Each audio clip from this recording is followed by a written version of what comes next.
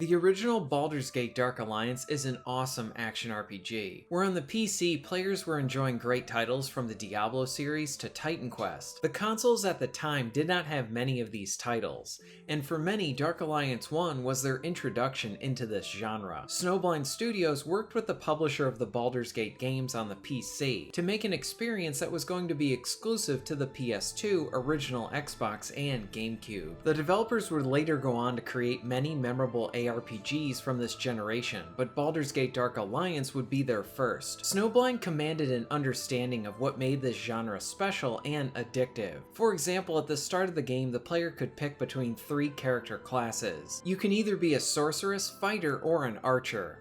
These fit the traditional builds for fantasy character options, but Dark Alliance took this one step further. As the players earned experience points and level ups, they can put points into their attributes along with various amount of active and passive skills. On the skills side of things, they were all visible to the player from the outset, meaning that the game greatly encouraged you to plan and calculate how you want to build that character class you have chosen. Better yet, this gives players plenty of personalization and customization options to tweak classes into hybrid classes, offering a great amount of ownership over your character, while providing replay value and ensuring that your archer will not play exactly the same as someone else's. So the sorceress may not be the strongest with defense and health, but depending on what attribute points you favor along with the skills you select, you can turn this magic user into more of a paladin that can jump right into the thick of the action and take many hits. When you combine the build diversity with a vast amount of loot that you will earn, and solid minute-to-minute action, Dark Alliance may not have done anything new for the action RPG genre, but it definitely represented the very best of it.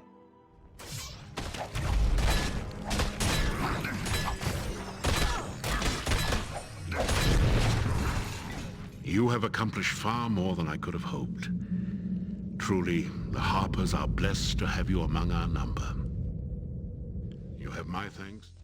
In 2021, Dark Alliance 1 resurfaced as a remaster. It would be presented with a higher resolution and its original design intact. It released on everything from the Xbox family of consoles, the Switch, and PlayStation, and to everyone's surprise, this marked the first time that the original Dark Alliance would be played on PC. As a remaster, it was a simple yet faithful version of the game. It would be criticized for not adding in more modern features like online play, but there are plenty of workarounds for this through the PC and PlayStation's remote play, since Dark Alliance always had local co-op. What this remaster meant was that this great action RPG could easily get into more players' hands that were interested in it. But after this came out, many were asking for the next logical thing. Were they going to remaster the sequel? Well, both games were received well when they came out, and honestly, they both deserved more attention than they got. The first game was reasonably available, but the second game had issues in development, and that meant it was very rare, and at times expensive to buy, even second-hand. But in June 2022, we received a trailer confirming the remaster of Dark Alliance 2, and today I want to briefly dive into why the second game is still awesome and something to look forward to.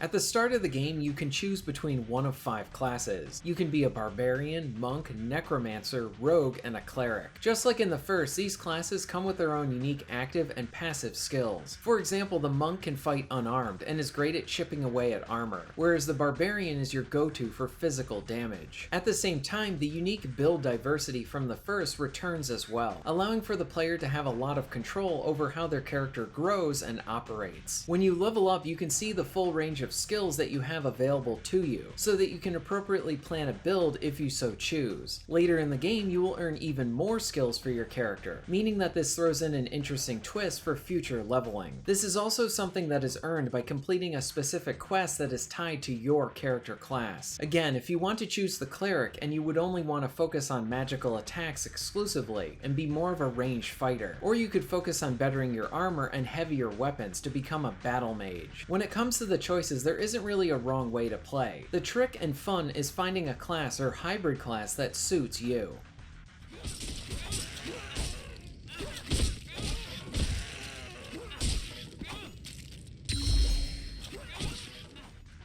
Dark Alliance 2 has a lot of options for player expression through the different character classes and how they can be developed. You are not on a set path, but rather you are provided with many options and true freedom of choice. When it comes to the minute-to-minute combat, you have your main attack, spells, and skills that you can use, along with blocking for defense, and a jump that can be used for platforming while also helping you reposition yourself in some areas. Just like in the first game, the sound and impact are very good here. Attacks have weight to them and appropriately have a satisfying chunky impact to it. I was surprised with the level of violence in the first, since armor and body parts could be hit off with players' strikes. For a teen-rated title, and this returns in the sequel, furthering the fun. When it comes to the progression, as you earn experience points, you will level up and improve your attribute points, and the various passive and active skills. From a loot side of things, I found it to be in line with the first. You are always earning something that is either better than what you have, or something that is valuable to sell. There is a shop that allows you to slot in runes to tweak equipment and provide new buffs. Dungeons also saw some enhancements as well, with areas providing more optional paths, meaning that there is this great feeling of getting lost in an area as you search for more loot and enemies to defeat. Overall, they feel more complex and involved than the first game, and the healthy amount of added side quests helps too. It's a nice balance of getting lost with enjoyable exploration, rather than frustration on not knowing where to go. There are some flaws worth noting here too, like infrequently being stun-locked by enemies, some instant fail sections, and how the last few levels feel very uninspired compared to most of the game. I honestly think most of this was probably from some of the developmental troubles, and maybe these areas were rushed.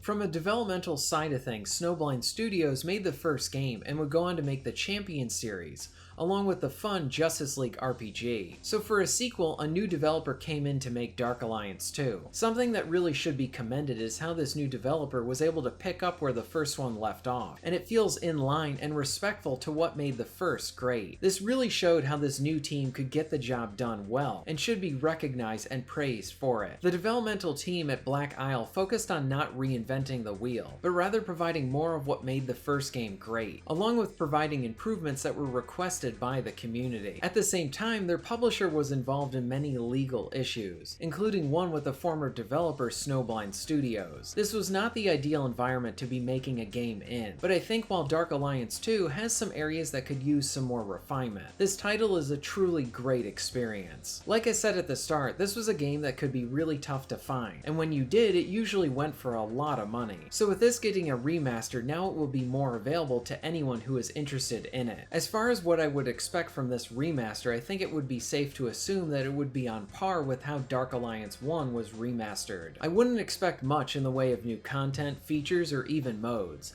I do think that online co-op would be great for these titles, and a welcome addition, but I think it will only have local play like in the original version. What I can say is that as long as it's as good as a port job that the last one was, then plenty of new players will be able to dive into this for the first time, and be able to enjoy this special title.